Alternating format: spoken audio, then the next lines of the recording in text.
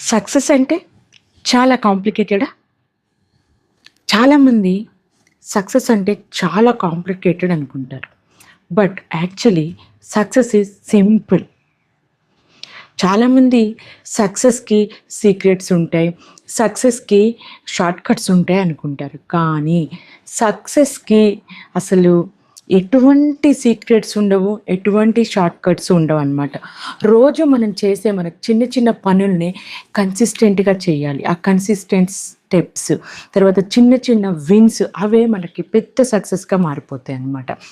ప్రతిరోజు ఒక్క 30 మినిట్స్ మీరు మీకు నచ్చిన స్కిల్ పైన వర్క్ చేస్తే మీకు అది మీ కెరియర్‌నే చేంజ్ చేసేస్తుందనమాట.